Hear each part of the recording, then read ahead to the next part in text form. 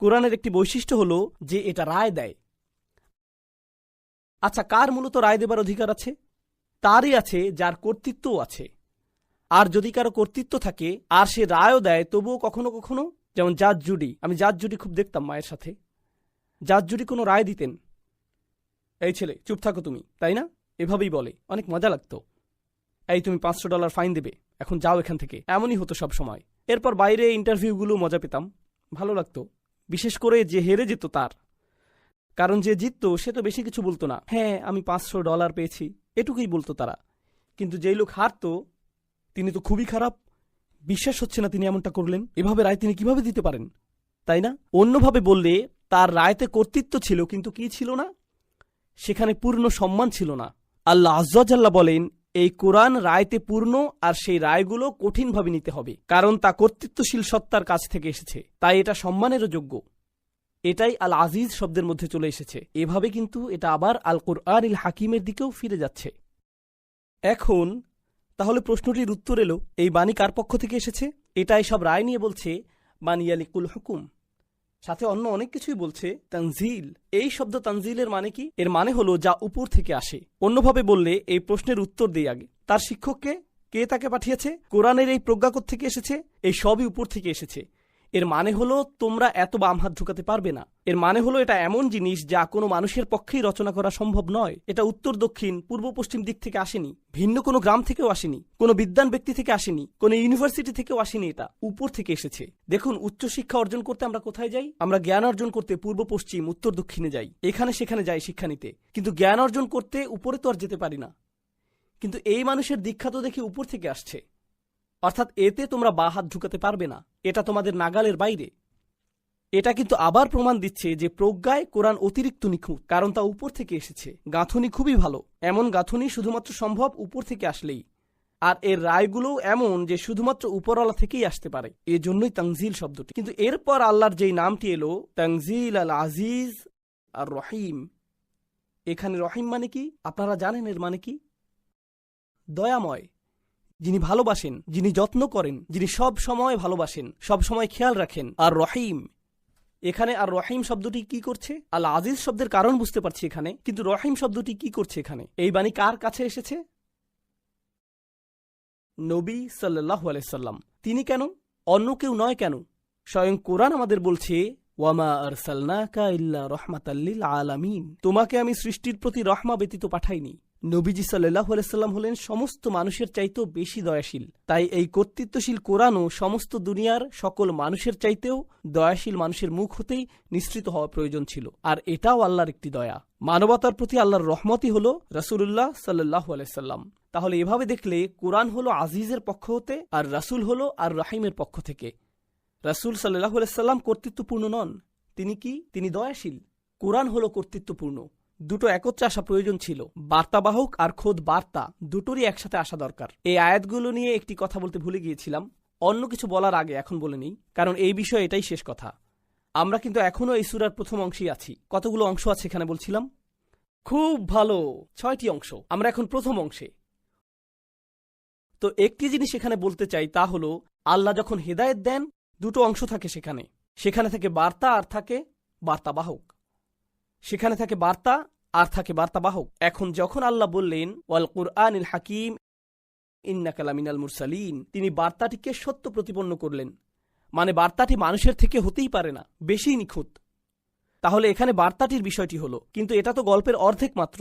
শুধু বার্তাটি পেলেই তো আর হবে না, আপনার আরও কি প্রয়োজন? একজন বার্তাবাহক। বার্তাটি তো নিখুঁত, বার্তাবাহকের কি অবস্থা? তাহলে তোমাদেরকে এই বার্তাবাহক আর তার চরিত্র সম্পর্কে বলি। আলা সিরাতিম মুস্তাকিম, তিনি সরল পথের উপর প্রতিশ্রুতিবদ্ধ। অন্যভাবে বললে, মানুষের হেদায়েতের জন্য নবী সাল্লাল্লাহু আলাইহি সাল্লামকে চরিত্রের সর্বোচ্চ স্তর দেখাতে হবে। শুধু বার্তা থেকেই হেদায়েত আসে না, যখন বার্তা আর বার্তাবাহক দুজনেই আদর্শ হয় তখনই হেদায়েত আসে। বার্তাটি তো আগে থেকেই শ্রেষ্ঠ, এখন বার্তাবাহকটিও আদর্শ। এটা বোঝানোর জন্য দুনিয়াবি একটা উদাহরণ দিই আপনাদের। রাজনৈতিক নেতারা খুবই ভালো বক্তৃতা দেন, কিন্তু যদি তাদের অতীত ইতিহাস খারাপ থাকে, মানুষ যদি জেনে ফেলে সে আগে দুর্নীতিবাদ ছিল, তাহলে তার বক্তৃতার কোনো লাভ আছে? লাভ নেই। এর কোনোই লাভ আর থাকতে পারে না, কারণ তাদের কর্ম, বিশেষ করে যেগুলো ভিডিও করা আছে, তাদের কথার চাইতে বেশি শক্তিশালী। তাই তারা আর যাই বলুক না কেন, কিছুই যায় আসে না। আপনারা জানেন যে নবীগণ আলাইহিমুসাল্লামের পুরো জীবনটাই ছিল সত্যতায় ভরা, তাই না? সেটা অবশ্যই হেদায়েতের অংশ হওয়া চাই। নবীদের যদি বিশ্বাসযোগ্যতা না থাকে তবে তাদের আনা বার্তাও বিশ্বাসযোগ্যতা হারাবে, সেটা আল্লাহর পক্ষ থেকে এলেও। এখন চলুন সামনে যাই। নবীর সাথে এখনো কথা বলা হচ্ছে। আল্লাহ বলছেন, লিতুনযিরা কওমান মা উনযিরা আবাউহুম ফাহুম গাফিলুন। কেন আমি এই অসাধারণ বাণী পাঠালাম? সর্বোচ্চ কর্তা, সবচাইতে দয়াময় রহমান রহিম থেকে কেন নবীকে আল্লাহ পাঠালেন সাল্লাল্লাহু আলাইহি সাল্লাম? যেন আপনি এমন জাতিকে সাবধান করতে পারেন যাদের পূর্বসূরীদের সাবধান করা হয়নি কখনো, তাই তারা তো একেবারেই গাফেল। আমি আবার অনুবাদ করছি, লিতুনযিরা কওমান মা উনযিরা আবাউহুম ফাহুম গাফিলুন। যেন আপনি সতর্ক করতে পারেন এক জাতিকে যাদের পিতৃপুরুষদেরকে কখনোই সতর্ক করা হয়নি, এজন্যই তারা একেবারে অসচেতন, একেবারে উদাসীন, সম্পূর্ণ গাফেল। এজন্যই আপনাকে এই বাণী দেয়া হয়েছে। আচ্ছা, এই আয়াতের মধ্যে প্রথম যে জিনিসটি লক্ষ্য করবেন তা হল আপনাকে সতর্ক করতে পাঠানো হয়েছে। ধর্মের বাইরে থেকে সতর্ক শব্দটি চিন্তা করুন তো একটু। কখন আপনাকে সতর্ক করা হয়? ঝড় আসছে, আপনারা তো এই সম্পর্কে ভালো জানেন। হিউস্টন, ঝড় আসছে। রেডিওতে সতর্কবাণী প্রচার করা হয়, টিভিতে সতর্কতা দেখানো হয়, ফোনে অ্যালার্ট বেজে ওঠে, ইত্যাদি ইত্যাদি। ঠিক, সতর্কতা তো অবশ্যই নির্ভরযোগ্য আর কর্তৃত্ব সম্পন্ন উৎস থেকে আসতে হবে, ঠিক কিনা? এমন উৎস থেকে আসতে হবে যেই উৎসের কর্তৃত্ব আছে, আপনি সম্মান করতে পারবেন। এটা প্রকাশ করার কি কোনো শব্দ আছে? যা আমরা আগেই বলেছিলাম, আজিজ। আপনাকে যদি সতর্ক করতে পাঠানোই হয় তবে অবশ্যই এমন কেউ পাঠাবেন যিনি বৈধভাবে আসলেই এই সতর্কবার্তা পাঠাতে পারেন। তিনি হলেন আল আজিজ। বুঝতে পারছেন? মানে এই শব্দের সাথেই সংযুক্ত বিষয়টা এভাবেই প্রবাহিত হচ্ছে। এখন দ্বিতীয় যে জিনিসটা দেখা যাচ্ছে, আমরা সবাই এই হলে আছি, ধরুন এখানে কোনো ইন্টারনেট কানেকশন নেই, কোনো ফোনেই নেটওয়ার্ক নেই, ইত্যাদি। অর্থাৎ আপনি ওই যে ওখানে ওই লোকটার মতো ফেসবুক চালাতে পারবেন না, এসব কিছুই আপনি করতে পারছেন না, ঠিক আছে? এখন বাহিরে যদি কিছু ঘটে, বাহিরে যদি এমন কিছু ঘটে, বিশাল বড় কোনো ঘটনা যদি বাইরে ঘটে, আপনারা কি জানতে পারবেন? আপনারা জানবেনই না। বাহির থেকে সতর্কতা না আসলে তো আপনাদের সতর্ক করা সম্ভব না। বুঝতে পারছেন? ধরুন আপনি বিল্ডিং এর বেসমেন্টে আছেন, টেক্সাসে কোনো বেসমেন্ট নেই, আপনি আপনার গেমিং রুমে বসে আছেন। তো আপনি সারাক্ষণ গেম খেলছেন, জানেনই না বাইরে কি হচ্ছে না হচ্ছে। তাহলে বাহির থেকে কেউ এসে সতর্ক না করলে আপনি কিছুই জানতে পারবেন না। নবী সাল্লাল্লাহু আলাইহি সাল্লাম তো তাদের সাথেই চলেন, ঠিক কিনা? তাদের সাথেই থাকেন, আর এখন মানুষদেরকে তিনি সতর্ক করবেন। কিন্তু সংজ্ঞা অনুযায়ী সতর্ক কোত্থেকে আসতে হবে? বাহির থেকে। তাই তারা প্রশ্ন করবে, এই সতর্কবার্তা কোত্থেকে এলো? হ্যাঁ, সতর্কবাণী উপর থেকে এসেছে, সেটা তো প্রতিষ্ঠিত হয়েই গেছে। কোথায়? তানজিল আল আজিজির রহিম। এজন্যই তো এই সতর্কবাণী, নইলে তো সতর্ক করতে পারবেন না। আপনি যদি একই বাসায় থাকেন, একই লিভিং রুমেই থাকেন, তাহলে সতর্ক করে তো লাভ নেই। হ্যাঁ, তুমি কোত্থেকে জানলে এই খবর? তোমার কাছে তো ফোনও নেই। হতে হলে, আল্লাহর গোলাম হতে হলে আপনাকে 5টি শর্ত পূরণ করতে হবে আল্লাহর দাসত্ব কবুল করতে। এতাআত, দাসত্ব পুরোপুরি মেনে নিতে হবে। যদি এমন হয় যে আপনাকে আল্লাহর দাসত্ব মেনে নিতে হচ্ছে, সাথে অন্য কোনো কিছুর দাসত্ব মেনে নিতে হচ্ছে, তাহলে আল্লাহর দাসত্ব আপনাকে প্রথমে কবুল করতে হবে। আপনি আল্লাহর সৃষ্ট কোনো কিছুর কথা মেনে নিতে পারবেন যদি আপনি একই সাথে আল্লাহর দাসত্ব মেনে নেন। অন্যভাবে বললে, আপনি যদি আল্লাহর কোনো সৃষ্টির কথা মেনে নেন কিন্তু একই সময় আল্লাহর অবাধ্যতা করেন, তাহলে আপনি আর আল্লাহর বান্দা হিসেবে গণ্য হবেন না, কারণ আপনি ইতোমধ্যে শিরক করে ফেলেছেন। লা তাআতা লিমাখলুকিন ফি মাসিয়াতিল খালক। স্রষ্টার অবাধ্যতা হয় এমন কোন ক্ষেত্রে সৃষ্টির আনুগত্য করা হয় না, এটা হতে পারে না। গোলাম হিসেবে এটা করা যাবে না। তো প্রথম বিষয়টি হচ্ছে ইতাআত। দ্বিতীয় বিষয়টি হচ্ছে ভালোবাসা, হুব। আমাদের অন্য সকল কিছু থেকে বেশি আল্লাহকে ভালোবাসতে হবে। ওয়াল্লাযীনা আমানু আশাদ্দু হুব্বাল লিল্লাহ। যারা বিশ্বাস করে তারা আল্লাহর ভালোবাসায় দৃঢ়। একই সূরাতে আল্লাহ বলেন, ওয়ামিনান নাসি মান ইয়াত্তাখিযু মিন দুনিল্লাহি আনদাদাও ওয়া ইউহিব্বুনাহুম কাহুব্বুল্লাহ। মানুষের মধ্যে এমন রয়েছে যারা আল্লাহর সমকক্ষ দাঁড় করায়, তারা তাদের এমনভাবে ভালোবাসে যেভাবে আল্লাহকে ভালোবাসে। কিন্তু যারা বিশ্বাস করে তারা আল্লাহর ভালোবাসায় দৃঢ় থাকে। অন্যভাবে বললে, আমাদের ভালোবাসা আছে আমাদের পিতামাতার প্রতি, ভাই বন্ধু, সন্তান সন্ততি, জীবনসঙ্গী, ধন সম্পদ ইত্যাদি সকল কিছুর প্রতি, কিন্তু এগুলো কোনোটাই আল্লাহর ভালোবাসার ঊর্ধ্বে নয়। সকল ভালোবাসাই থাকে আল্লাহর প্রতি ভালোবাসার অধীন। আর আল্লাহকে ভালোবাসার পর আসে তার বার্তাবাহকের প্রতি ভালোবাসা, সাল্লাল্লাহু আলাইহি ওয়াসাল্লাম। দ্বিতীয় বিষয়টি ছিল ভালোবাসা। তো এখন পর্যন্ত আমরা দুইটি বিষয় নিয়ে আলোচনা করেছি, দাসত্ব স্বীকার ও ভালোবাসার প্রকাশ। তৃতীয়টি হচ্ছে তাওয়াক্কুল। সৃষ্টিকর্তার উপর আমাদের ভরসা রাখতে হবে। নিজেকে যখন আমি তার দাস হিসেবে স্বীকার করে নিয়েছি এবং তাকে যখন স্রষ্টা হিসেবে কবুল করে নিয়েছি, তখন তিনি যাই আদেশ নির্দেশ আমার প্রতি করুক না কেন, ভরসা রাখতে হবে যে সে সকলগুলো অবশ্যই আমার জন্য উত্তম। যে অবস্থাতেই তিনি আমাকে নিপতিত করুন না কেন, তার উপর ভরসা রাখতে হবে। ভরসা রাখতে হবে যে যদি আমি তার কথা মেনে নিই, তাহলে তার কোনো আদেশ আর আমার জন্য যত কঠিন হোক না কেন, সেটাই উত্তম পন্থা। ইউরিদুল্লাহু আন ইউখাফফিফা আনকুম, আল্লাহ তোমাদের জীবন সহজ করতে চান, তোমাদের বোঝা হালকা করতে চান। আমরা ভাবি যে আল্লাহর কথা মেনে নিলে জীবন কঠিন হবে, আর তার অবাধ্য হলে জীবন সহজ হয়। আমাদের অনেক সময় এমন হয় যে আমরা চিন্তা করি, আহা, সবকিছুই শুধু হারাম, এত কঠিন, ইসলাম খুবই কঠিন। আল্লাহ বলছেন, না, আমি আসলে তোমাদের ইসলাম দিয়েছি যাতে তোমাদের জীবন সহজ হয়। আর আমাদের অবশ্যই বিশ্বাস করতে হবে যে এটা সত্য। আল্লাহর উপর আমাদের ভরসা রাখতে হবে, তাওয়াক্কুল থাকতে হবে। তো আমাদের হলো দাসত্ব, ভালোবাসা এবং ভরসা। চতুর্থ বিষয়টি হচ্ছে আন্তরিকতা বা অকৃত্রিমতা। যখন আমরা কোনো কিছু করি, বিশেষ করে সেটা যদি ইবাদতের বিষয় হয়, আমাদের সেটা শুধুমাত্র আল্লাহর জন্যই করতে হবে। আপনি আল্লাহর সাথে অন্য কোনো বিষয় একত্র করতে পারবেন না।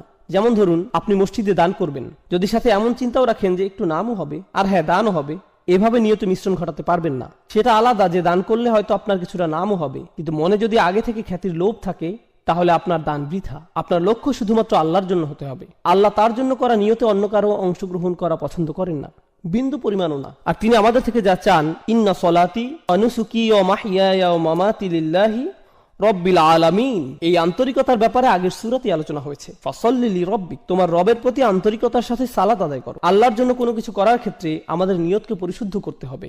মাঝে মাঝে ধরুন, এটা যদিও একটু বাইরের আলোচনা কিন্তু গুরুত্বপূর্ণ, আমরা বিভিন্নভাবে দিনের জন্য কাজ করি। কেউ হয়তো মসজিদে সরাসরি সেবাদান করে, কেউ হয়তো মসজিদ কমিটিতে কাজ করে, কেউ হয়তো দাওয়াতি কাজ সম্পন্ন করে, কেউ ইসলামী স্কুল পরিচালনা করে, অথবা কেউ ইসলামিক ওয়েবসাইট চালাতে সহায়তা করে। যেটাই হোক, যেভাবেই হোক, আমরা দিনের জন্য করি কোনো না কোনো উপায়।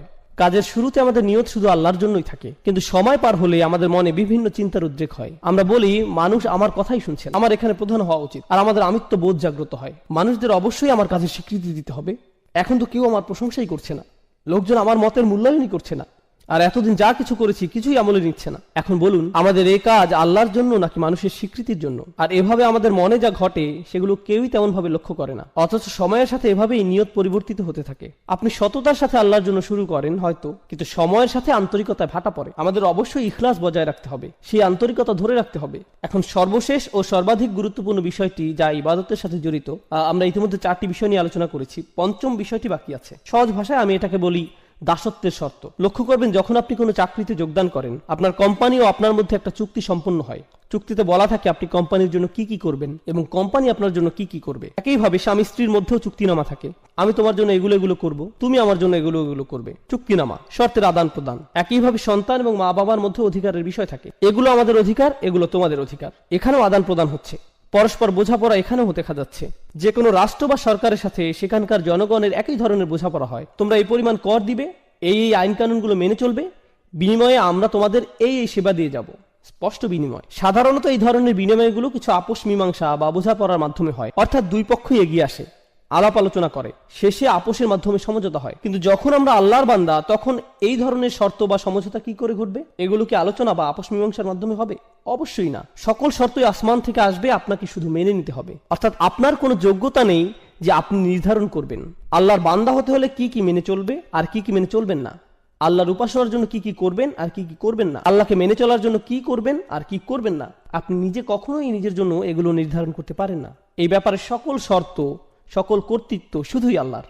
আর শুধুমাত্র এভাবেই আপনি আল্লাহর বান্দা হতে পারেন যে এসব শর্তে, এই চুক্তিতে আপনার সামান্যতম অংশও নেই। সকল শর্তই আল্লাহর, কর্তৃত্ব শুধুই আল্লাহর। এবার আসুন, কাফিররাও আল্লাহকে ডাকে, তারাও তাওয়াফ করে, সিজদাও করে, আল্লাহর নাম তারাও ভালোভাবেই স্মরণ করে, প্রায় সবকিছুই করে। কিন্তু সেই শর্তগুলো, সেই চুক্তিনামা, তারা যেটাকে আল্লাহর দাসত্ব বলে, যেটাকে তারা আল্লাহতে বিশ্বাস বলে, সেই বিশ্বাস, দাসত্বের চুক্তিনামা তারা নিজেরাই বানিয়ে নেয়। কিন্তু আল্লাহ বলছেন, তোমরা যদি নিজেদের মন মতো এই শর্তসমূহ বানিয়ে নাও, সেটা গ্রহণযোগ্য না। এগুলো শুধু তখনই গ্রহণ করা হবে যদি তা কেবল আমার পক্ষ থেকেই আসে। আর সেই শর্তসমূহ যা তার থেকে আসে, সেগুলো মূলত তাই যা নবী রাসূলগণ নিয়ে আসেন। তাই এসব শর্তাবলী, এগুলো খুবই গুরুত্বপূর্ণ। আপনাকে একদিন কেউ বলল, জানো, আমি সৃষ্টিকর্তাকে খুবই ভালোবাসি, আমি প্রায়ই তার উপাসনা করি, প্রার্থনা করি। আসলে আপনি করেন না। আপনি করেন না, কেননা আপনি যদি সৃষ্টিকর্তার প্রার্থনা করেন নিজের মন মতো করে, তাহলে কিভাবে আপনি তার গোলাম হবেন? যখন আপনি সৃষ্টিকর্তার প্রার্থনা করবেন এমন ভাবে, ঠিক যেমন ভাবে তিনি আপনার নিকট আশা করেন, এটাকে সৃষ্টিকর্তার সঠিক উপাসনা বলা যায়। শর্তগুলোর সংজ্ঞা কেবল আল্লাহর পক্ষ থেকেই আসতে পারে। আল্লাহতে বিশ্বাসের অর্থ আসলে কি কি, আল্লাহকে মেনে চলার অর্থ কি, আল্লাহর ইবাদত করার অর্থটাই বাকি। এটি হলো প্রাথমিক আলোচনা। দাসত্বের শর্তসমূহ দুইটি বিষয়। আমি চাই আপনারা ইবাদত শব্দটার আসলে আরবিতে কি বোঝায় সেটা আগে জেনে নিন। কিংবা বলা যায় উবুদিয়্যাহ শব্দটি, যেটি মূলত মাজদার ব্যাকরণ অনুযায়ী, এটি মূলত দুটি বিষয়ের সমন্বয়।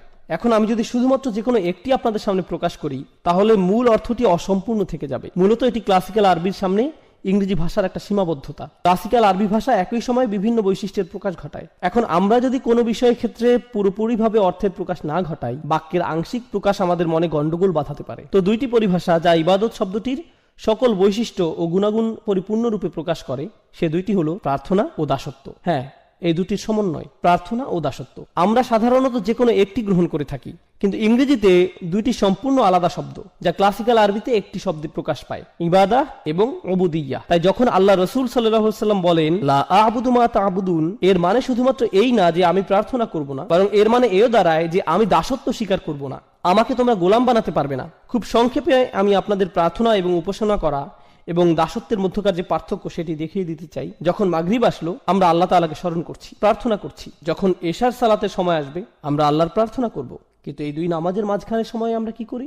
এই দুই নামাজের মাঝখানে যখন আমরা ছিলাম, এই দুই নামাজের মাঝখানে আমরা ছিলাম আল্লাহর দাস। যখন আপনি ঘুমাচ্ছিলেন তখন আপনি প্রার্থনা করছিলেন না, কিন্তু ঠিকই আপনি ছিলেন তখন আল্লাহর দাস। যখন আপনি ঘুম থেকে উঠলেন, দাঁত ব্রাশ করলেন, নাস্তা করলেন, আপনার কাজে যাওয়ার জন্য গাড়ি ড্রাইভ করলেন, সে সময় আপনি প্রার্থনা করছিলেন না, কিন্তু তাহলে আপনি কি করছিলেন? যদিও হয়তো এই সময় আপনি কোরআন তেলাওয়াত করছিলেন না বা কোনো জিকির আজকার করছিলেন না, কিন্তু ঠিকই এই সময় আল্লাহর দাসই ছিলেন। তো বলা যায় যে প্রার্থনা হচ্ছে নির্দিষ্ট কিছু কাজ, রোজা রাখা, নির্দিষ্ট সময়ে সালাত আদায় করা, হজ করা, কোরআন তেলাওয়াত করা, দান সাদকা করা, এগুলো সবই নির্দিষ্ট কিছু কাজ যেগুলো প্রার্থনা হিসেবে ধরা হয়। কিন্তু একজন দাস, একজন গোলাম, সে সর্বদাই আল্লাহর গোলাম, যদিও সে এই ধরনের কাজগুলো করে বা না করে। এই ধারণাটি আসলে খুবই শক্তিশালী, কেননা এর মানে দাঁড়ায় আমাদেরকে ঠিক সেভাবে জীবনযাপন করতে হবে যেভাবে আল্লাহ তাআলা চান। শুধুমাত্র জুমার নামাজে বা অন্য কোনো নামাজে আল্লাহকে মানবেন আর অন্য সময় মানবেন না, সেটা চলবে না। নামাজগুলোর মধ্যকার সময়ে আমরা আল্লাহর বান্দাই। হাফিজু আলা সলাওয়াত ওয়াস সালাতুল উস্তা। আলেমদের মধ্যে অনেকে বলেন এখানে সলাতুল উস্তা বলতে নামাজগুলোর মধ্যকার সময়ের কথা বলা হয়েছে। এই সময় আল্লাহর সাথে আমাদের কানেক্ট থাকতে হবে, এই সময়ে আল্লাহর সাথে আমাদের সম্পর্ক থাকতে হবে, আমাদের আল্লাহর প্রার্থনা করতে হবে, একই সাথে আল্লাহর দাসত্ব মেনে নিতে হবে। এখন আমরা হয়তো অনেকেই আল্লাহর প্রার্থনা ঠিকভাবেই করি, কিন্তু দাসত্বের ক্ষেত্রে, যেমন হয়তো আপনি আসরে নামাজ পড়েছেন, কিন্তু এখন ভাবছেন সময় তো আছে, একটু মুভি দেখা যায়, মাগরিব চলে আসলো, হ্যাঁ মাগরিবের নামাজেও চলে আসছেন, কিন্তু এভাবে আপনি শুধু প্রার্থনা করছেন, দাসত্বের শর্তে টিকছেন না, আল্লাহর বান্দা হতে পারছেন না। কার হয়তো একটি মদের দোকান আছে, কিন্তু সে 5 ওয়াক্ত নামাজ পড়ছে মসজিদে গিয়ে। তো এখান থেকে সহজে বোঝা যায় যে সে আল্লাহর প্রার্থনা সঠিকভাবে করছে, কিন্তু আল্লাহকে মানছে না, কোনোভাবেই সে আল্লাহর বান্দা নয়। তাই সমস্যা হয়ে যায় আমাদের এই ইংরেজি অনুবাদগুলোর কারণে। এই অনুবাদগুলো দেখে আমাদের মনে হয়, যাক অন্তত পক্ষে আল্লাহর প্রার্থনা তো সঠিকভাবে করছি, আমার কাজ তো হয়ে গেল। না না, আপনি আল্লাহর প্রার্থনা করছেন, কিন্তু আপনি আল্লাহর বান্দা নন। প্রার্থনা করা হচ্ছে একটি অংশ, দাসত্ব হচ্ছে অপর অংশ, এবং ইবাদত এই দুইটি অংশ নিয়ে গঠিত, শুধু একটিতে হবার নয়। এখন আরবদের ব্যাপারটি লক্ষ্য করুন।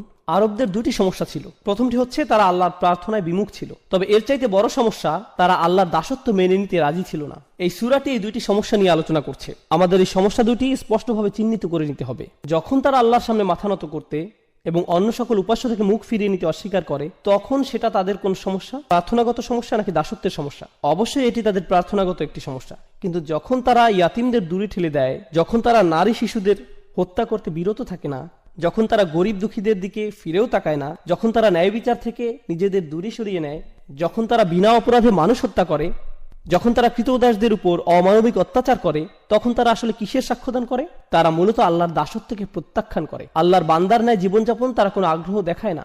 আপনি আল্লাহর বান্দা মানে আপনি আল্লাহর উপাসনা করেন এবং তার সাথে তার দাসের ন্যায় জীবনযাপন করেন, দুইটি বিষয়। এখন আয়াতটি আমরা ভালোভাবে বুঝবো। লা আ'বুদু মা তা'বুদুন, এখানে লা আ'বুদু অর্থাৎ আমি দাসত্ব করব না এবং আমি প্রার্থনা করব না, যার ইবাদত তোমরা করছো। আমাদের বুঝতে হবে এই আয়াতে আল্লাহ রসুলকে বলা হয়েছে কাফিররা কিসের প্রার্থনা করত আর তারা কার দাসত্ব করত সে ব্যাপারে কথা বলতে। তো তারা কিসের প্রার্থনা করত এবং তারা কার দাস ছিল বলে মনে করেন? তারা বিভিন্ন মূর্তির, নিজেদের বানানো মেয়েকে ঈশ্বরের উপাসনা করত এবং তারা নিজেদের লোভ লালসার দাস ছিল। দুইটি বিষয়, তারা মূর্তিগুলোর পূজা করত এবং নিজেদের শাহাওয়াত, লোভ লালসার গোলাম হয়ে গিয়েছিল, নিজের নফসের পূজারী। আল্লাহ রসুল তাদেরকে বলছেন আমি তোমাদের এসব মূর্তি প্রার্থনাকে প্রত্যাখ্যান করি এবং নিজের নফসের দাসত্বকেও অগ্রাহ্য করি। এই দুইটো বিষয়কেই আমি প্রত্যাখ্যান করলাম।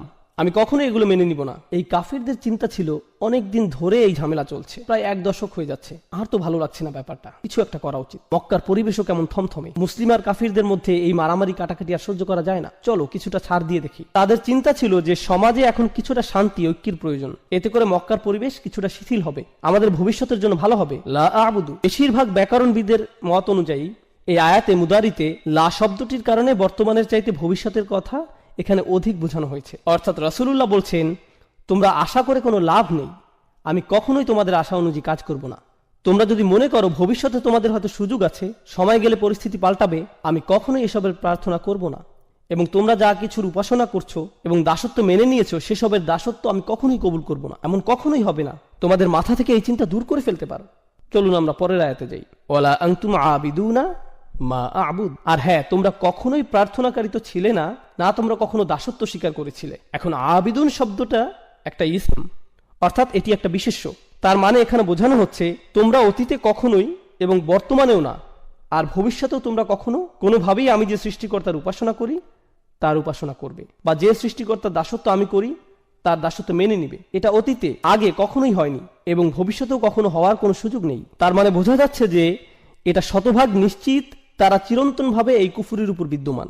এখন আপনারা যদি এই আয়াতটি ভালোভাবে বুঝে নিতে চান, কেন আল্লাহ বললেন যে তারা তাদের কুফুরির উপরই বিদ্যমান থাকবে, কেন তারা কখনোই মানবে না, কুরাইশদের এই নির্দিষ্ট কিছু নেতাদের কেন আল্লাহ এভাবে অভিশপ্ত করলেন, সেটার উত্তরটি কোরআনের অন্য এক স্থানে আমরা পাই। আল্লাহ বলেন, আম আবরামু আমরান ফা ইন্না মুবরিমুন। খুবই গুরুত্বপূর্ণ একটি আয়াত। এই আয়াতটি বোঝার জন্য আপনাদের খুবই গুরুত্বপূর্ণ একটা শব্দ সম্পর্কে ধারণা নিতে হবে। আরবি শব্দটি হচ্ছে ইব্রম। ইব্রম এই শব্দের অর্থ হয় কোনো স্থাপনার জন্য দড়ি বাঁধা। আপনারা নিশ্চয়ই জানেন আগেরকার দিনে আমাদের কাছে সিমেন্ট ছিল না, সিমেন্ট বলতে কিছুই ছিল না। তো এখন আপনার কাছে 2 টুকরো কাঠ আছে, আপনি সেগুলো কিভাবে জোড়া লাগাবেন? বেঁধে নেওয়া ছাড়া আর কোনো উপায় নেই। আপনি কোনো দুর্বল বা পাতলা কোনো দড়ি অবশ্যই নেবেন না, আপনি দ্বিগুণ মোটা করে একটি দড়ি নিতে হবে, সেটা ঘুরিয়ে পেঁচিয়ে শক্ত করে নিতে হবে। আর সেটা কেবল একবার বাঁধলেই হবে না, একের অধিক গিট দিতে হবে। অর্থাৎ প্রক্রিয়াটি প্রত্যেক ধাপেই দ্বিগুণ, দ্বিগুণ, ত্রিগুণ এভাবে করে করে পদক্ষেপ নেওয়া হচ্ছে, যাতে নিশ্চিত থাকা যায় যে দড়িটি কখনোই ছিঁড়বে না। আর আল্লাহ তাআলা এখানে এই শব্দটি ব্যবহার করছেন কাফেররা তাদের কুফরের উপর স্থির থাকতে ঠিক কতটা প্রতিজ্ঞাবদ্ধ সেটা বোঝাতে। আম আবরামু আমরান, তারা কি তাদের এই সিদ্ধান্তের ক্ষেত্রে দড়িতে গিট লাগার ন্যায় প্রতিজ্ঞাবদ্ধ হয়ে গিয়েছে? তারা কি তাদের সিদ্ধান্তে এতটাই দৃঢ় যে তারা কখনোই আর ফেরত আসতে চায় না? কেননা আপনি যদি একবার এই দড়িতে গিট লাগিয়ে দেন, তার মানে বোঝা যাচ্ছে যে আপনার ইচ্ছা আর কখনো ফেরত না আসা। বিষয়টা জুতার ফিতার ন্যায় সহজ নয় যে কিছুক্ষণ পর আপনি আবার খুলে ফেলবেন। আল্লাহ বলছেন তারা এতটাই নিশ্চিত যে তাদের কুফরির এই সিদ্ধান্তে তারা আর কখনোই ফেরত আসতে চায় না। বিষয়টি কেমন? যদি এমনই হয় ফা ইন্না মুবরিমুন, তাহলে আমরাও আমাদের দড়ি বেঁধে দিচ্ছি। যদি তারা এতটাই নিশ্চিত থাকে, তাহলে আমরাও নিশ্চিত যে আমরা তাদেরকে কুফরির উপরই প্রতিষ্ঠিত রাখবো। আর দেখুন, আল্লাহ যখন তাদের দড়ির কথা উল্লেখ করছেন তখন ফিল বা ক্রিয়া ব্যবহার করছেন। আবরামু ফেইল মাদি বা অতীতকালের ক্রিয়া। কিন্তু আল্লাহ যখন নিজের দড়ির কথা বলছেন তখন তিনি বিশেষ্যর ব্যবহার করছেন। আপনারা জানেন এমন ক্ষেত্রে ক্রিয়া এবং বিশেষ্যের মধ্যে তফাৎ কেমন হয়? ক্রিয়া ক্ষণস্থায়ী কিন্তু বিশেষ্য চিরস্থায়ী। অর্থাৎ তারা আজ যতই নিশ্চিত থাকুক যে তারা সেই দড়ির গিট খুলবেই না এবং ঈমান আনবে না, বিচার দিবসে যখন তারা নিজেদের কর্মফলের সম্মুখীন হবে, আপনারা জানেন কি হবে, তাই না? রুবামা ইয়াউদ্দুল্লাযীনা কাফারু লাউ কানু মুসলিমিন। হয়তো অবিশ্বাসীরা চাইবে সেদিন মুসলিম হতে, তারা চাইবে তাদের সেই গিট, সেই দড়ি যাতে কোনো মতে একটু খোলা হয়, কিন্তু অনেক দেরি হয়ে গেছে, অনেক সময় চলে গিয়েছে। তাই আল্লাহ বলছেন ফা ইন্না মুবরিমুন, আমার বাঁধন তো চিরদিনের জন্য। বিশেষের ব্যবহার হয়েছে এখানে, অর্থাৎ সমাপ্তি ঘটে গেছে, শেষ। আর কাফিরদের ক্ষেত্রে বলা হচ্ছিল সংশয় আকারে, তারা কি আসলেই এভাবে দড়িতে গিট লাগাতে যাচ্ছে? সত্য কি? কিন্তু এখানে কোনো সংশয় নেই, এটাই সত্য। আল্লাহ বলছেন আল কাফিরুন, তাহলেই এটাই হবে। অন্যভাবে বললে তারা তাদের সিদ্ধান্ত স্থির করে ফেলেছিল, তাই আল্লাহ তাআলাও তার সিদ্ধান্ত নিয়ে নিয়েছেন। অবাক হওয়ার কিছু নেই। তোমরা কখনোই সেই সত্তার প্রার্থনা করনি যার প্রার্থনা আমি করেছি। মনে করো না যে আমার নবুয়তের পূর্বে তোমাদের আর আমার বিশ্বাস একই ছিল। না না না, কখনোই না। ওয়ালা আনতুম আবিদুন, তোমরা কখনোই করনি, কখনোই সঠিকভাবে প্রার্থনা করনি, আগেও কখনো করনি, ভবিষ্যতেও কখনো করবে না। যার দাসত্ব আমি এখন করছি তোমরা তা মেনে নিবে না। আবুদ এই শব্দটি রাসূলের জন্য বর্তমানকালে ব্যবহৃত হয়েছে। খুবই চমৎকার প্রয়োগ। এই শব্দটি বর্তমানকালে ব্যবহৃত হলে কি বোঝায় জানেন? তিনি তার অতীত বোঝাননি, তিনি শুধুমাত্র তার ভবিষ্যৎ নিয়ে বলেছেন। আর এটি খুবই চমৎকার কেন জানেন? কারণ তিনি কখনোই শিরক করেননি। রাসূলুল্লাহ সাল্লাল্লাহু আলাইহি ওয়াসাল্লাম কখনোই শিরক করেননি, সেটা আমরা জানি। কিন্তু সত্যিকার অর্থেই তিনি আল্লাহর বান্দা তখন হলেন যখন আল্লাহর পক্ষ থেকে তার নিকট ওহী আসা শুরু হলো। তিনি সত্য খুঁজে ফিরছিলেন, সর্বক্ষণ চিন্তায় পেরেশানিতে মগ্ন ছিলেন। ওয়াজাদাকা দাল্লান ফাহাদা, আমরা তোমাকে অন্বেষণ করতে দেখেছি এবং পথ প্রদর্শন করেছি। কিসের পথ দেখানোর কথা বলা হচ্ছে? দাসত্ব কবুলের পথ। হেদায়েত ও দাসত্ব একই পথের পথিক। ইয়াকা না'বুদু ওয়া ইয়াকা নাস্তাঈন। তারপরেই কি আসছে? ইহদিনা, অর্থাৎ হেদায়েত। তো রাসূল সাল্লাল্লাহু আলাইহি সাল্লাম বলছেন, এখন আমি সত্যিকার অর্থে দাসত্ব খুঁজে পেয়েছি। তবে তার মানে এই না যে তোমরা মনে করবে পূর্বে আমি তোমাদের ধর্মবিশ্বাসী ছিলাম। না না, সেটা কখনোই ঘটেনি। তাই তোমাদের এ ব্যাপারে বিভ্রান্ত হওয়া উচিত নয়। আর এখানে খুবই শক্তিশালী শিক্ষা যেটা পাওয়া যায় সেটা হচ্ছে, যদি তোমরা জানো যে আমি কখনোই তোমাদের বিশ্বাস গ্রহণ করব না এবং আমিও জানি যে তোমরা আমার বিশ্বাস কখনো গ্রহণ করবে না, তার মানে এখান থেকে সহজেই বোঝা যায় যে আমাদের রাস্তা ভিন্ন। তাই বলা যায় এই দুইটি আয়াত এখানে ভবিষ্যৎ নিয়ে আলোচনা করছে। হ্যাঁ, অতীতের তুলনায় এখানে ভবিষ্যতের দিকে ফোকাস করা হচ্ছে। আমি কোনো কিছু ছাড় দিব না এবং তোমরাও কোনো কিছুতেই ছাড় দিবে না বলে মনে হচ্ছে। আল্লাহর উপাসনা তোমরা করবে না এবং তার দাসত্ব তোমরা মানবে না। ওয়ালা আনা আবিদুম মা আবাদতুম। এখন আমরা অতীতে ফিরে যাচ্ছি। আগের দুইটি আয়াত ছিল ভবিষ্যতের জন্য, এখনকার দুটি আয়াত অতীতের জন্য। ওয়ালা আনা আবিদুন, আমি কোনো প্রার্থনাকারী নই, অর্থাৎ আমি কখনোই দাসত্ব স্বীকার করিনি। মা আবাদতুম, যার উপাসনা তোমরা করছো। ভেবো না যে তোমাদের প্রভুই আমার প্রভু, আর এভাবে ভেবো না যে আমার প্রভু তোমাদের প্রভু। এমনকি আমি পূর্বেও যে প্রভুর প্রার্থনা করতাম সেটাও তোমাদের প্রভু ছিল না। ওহী লাভের পূর্বেও আমি তোমাদের প্রভুর প্রার্থনা করিনি। সে সময় যেসব বিষয়ের মূল্য ছিল না আমার কাছে, তোমরা আশা করছো যে এখন নবুয়তের পরে, ওহী আগমনের পর আমি সেই বিষয়টির মূল্যায়ন করব। তোমরা চাও যে এখন আমি কিছুটা ছাড় দেই। অতীতেও যেখানে আমি কখনো শিরক করিনি, সেখানে এখন ওহী আসার পর এটা তো অসম্ভব। তো এখানে কোনো সুযোগ নেই যে আমি কিছুটা ছাড় দিই। ওয়ালা আনা আবিদুম মা আবাদতুম, যেটার উপাসনা তোমরা করছো সেটা তো আমি প্রথম থেকেই করিনি। এখন এটিকে অতীতের সাথে মিলিয়ে নিন। ওয়ালা আনতুম আবিদুনা মা আবুদ। এখন এখানে কিছু বিষয় আমাদেরকে স্পষ্ট করে নিতে হবে। পূর্বে রিপিটেশনের কথা আমরা বলেছিলাম। প্রথম ওয়ালা আনতুম আবিদুনা মা আবুদ ছিল ভবিষ্যতের জন্য, কিন্তু দ্বিতীয়বার যখন বলা হলো এটি অতীতের জন্য। একটি ছিল এক বিষয়ে ছাড় দেওয়ার জন্য এবং অপরটি অপর বিষয়ে ছাড় দেওয়ার জন্য। এই আয়াতটি পুনরায় আসার কারণ আমরা ইতিমধ্যে বুঝে নিয়েছি। তৃতীয় আরেকটি উপায় যেভাবে আয়াতটির পুনরাবৃত্তির কারণ বোঝা যায়, যখন আপনি কোথাও যান আর কারো বিরুদ্ধে শত্রুতা পোষণ করেন, আপনি তখন খুবই কঠিন ভাষা ব্যবহার করেন আর কারোর সাথে কঠোর আচরণের জন্য একই ধরনের কিছু কথা বারবার বলার প্রয়োজন হয়। ঘৃণা করি, আমি তোমাকে ঘৃণা করি, মেরে ফেলবো, আমি তোমাকে মেরে ফেলবো। একই কথা পুনরায় বলে আপনি কি বোঝাতে চাচ্ছেন? এখান থেকে আপনার রাগান্বিত অবস্থায় স্পষ্ট হয়। এখান থেকে বোঝা যায়, শুনেছো আমার কথা, বুঝেছো, আমি কোথাও যাচ্ছি না, আজ শেষ করেই ছাড়বো। এভাবে পুনঃ পুনঃ বলা এটি রাসূলের বলার ভঙ্গি। আল্লাহ রাসূলকে শিখিয়ে দিচ্ছেন যে তাদের বুঝিয়ে দাও, ভালোভাবে আলোচনা করে নাও, তারা সঠিক অর্থে যেন বুঝে নেয়। যদি তারা প্রথমবার না বুঝে তাদেরকে আবার বলো। এটি মূলত খুবই কঠিনভাবে বলার একটি মাধ্যম। ওয়ালা আনতুম আবিদুনা মা আবুদ। এখন এখানে মা শব্দটি খুবই গুরুত্বপূর্ণ। আল্লাহ এখানে বলেননি ওয়ালা আনতুম আবিদুনা মান আবুদ, আর তুমি তার উপাসনা করো না যার উপাসনা আমি করি। আয়াতে বলেননি আমি যার উপাসনা করি, বরং বলেছেন আমি যেসবের উপাসনা করি। কিন্তু মা শব্দটি আমরা জানি প্রাণীবাচক শব্দের ক্ষেত্রে ব্যবহৃত হয় না, এটি ব্যবহৃত হয় অপ্রাণীবাচক শব্দের ক্ষেত্রে। মান শব্দের ব্যবহার হয়ে থাকে প্রাণীবাচক শব্দের ক্ষেত্রে। তাই এই বর্ণনা কিছুটা বিভ্রান্তির সৃষ্টি করে। কিভাবে আমি যার উপাসনা করি বলার পরিবর্তে আমি যেসবের উপাসনা করি বলা সম্ভব? এখন আমি উপাসনা বা প্রার্থনা শব্দটি সাধারণ অর্থে ব্যবহার করছি। আপনারা এখন উপাসনা